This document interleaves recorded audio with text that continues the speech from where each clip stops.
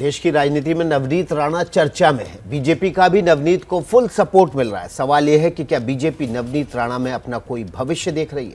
यह सवाल चर्चा में इसलिए है क्योंकि महाराष्ट्र में बीजेपी को शिवसेना का विकल्प तैयार करना है और ये तभी हो पाएगा जब पार्टी छोटे छोटे ताकतवर ग्रुप को जोड़कर हिंदुत्व का एक नया कॉकटेल लीडरशिप तैयार करे।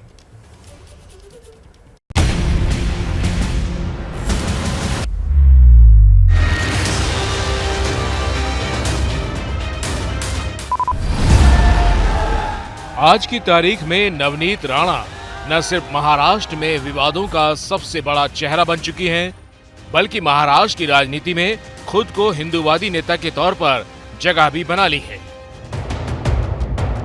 नवनीत राणा की ये छवि बीजेपी को पसंद आ रही है और यही वजह है कि बीजेपी के तमाम छोटे बड़े नेता मुंबई से लेकर दिल्ली तक नवनीत राणा के पक्ष में बोल रहे हैं। अब सवाल ये कि क्या नवनीत राणा को समर्थन देने के पीछे बीजेपी की कोई बड़ी सोच है? इसका जवाब खोजने से पहले ये आंकड़े देखिए। महाराष्ट्र में लोकसभा की कुल 48 सीटें हैं। 2019 में बीजेपी शिवसेना का गठबंधन था, तब बीजेपी 25 और शिवसेना 23 सीटों पर लड़ी थी, जिनमें से बीजेपी 23 जीती और शिवसेना 18। अब जिन सीटों पर बीजेपी के साथ गठबंधन करके शिवसेना लड़ती थी, उन सीटों पर बीजेपी को मजबूत चेहरों की जरूरत है। और राजनीतिक गलियारों में चर्चा इस बात की है कि जिस तरह से हिंदुत्व की पिच पर आकर राज ठाकरे बैटिंग कर रहे हैं, आने वाले दिनों में उनका बीजेपी से गठबंधन हो सकता है। राज ठाकरे की मुंबई और आसपास के इलाके में अच्छी पकड़ है, लेकिन राज्य के दूसरे इलाकों में शिवसेना से टक्कर लेने के लिए बीजेपी को और लोगों की जरूरत होगी। ऐसे में नवनीत राणा भी राज्य के एक इलाके में बीजेपी का भविष्य हो सकती है। बीजेपी की सहयोगी पार्टी आरपीआई के प्रमुख और केंद्रीय मंत्री रामदास आठवले को भी नवनीत राणा से हमदर्दी है।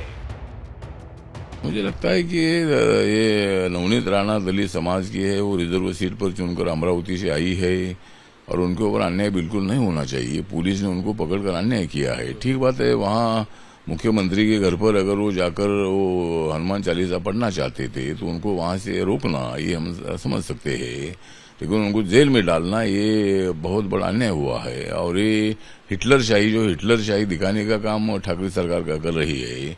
इसीलिए मुझे लगता है कि नवनीत राणा पर बहुत बड़ा अन्याय हुआ है, रवि राणा पर बहुत बड़ा अन्याय हुआ है और जल्दी उनको रिहा मिलनी चाहिए और जो राजद्रोह का गुना लगाया है उसको निकालना चाहिए। नवनीत राणा अमरावती से निर्दलीय सांसद हैं, जिन्होंने शिवसेना के दिग्गज नेता को हराया था। 2019 में नवनीत राणा को यहां 5,10,000 वोट मिले थे, जबकि शिवसेना उम्मीदवार को 4,73,000 वोट मिले। नवनीत राणा भले ही 2019 में उम्मीदवार निर्दलीय थी, लेकिन चुनाव में एनसीपी ने समर्थन दिया था। अब बदली हुई राजनीतिक परिस्थिति में भविष्य सुरक्षित करने के लिए नवनीत राणा को बीजेपी का सहारा चाहिए और बीजेपी को भी शिवसेना की मजबूती वाली सीटों पर लड़ने के लिए मजबूत उम्मीदवार। और हनुमान विवाद की वजह से नवनीत राणा की राष्ट्रीय पहचान बन चुकी है। ऐसे में बीजेपी को एक जमा जमाया चेहरा भी मिल जाएगा, जो सीधे उद्धव ठाकरे से लड़ने की ताकत रखता है।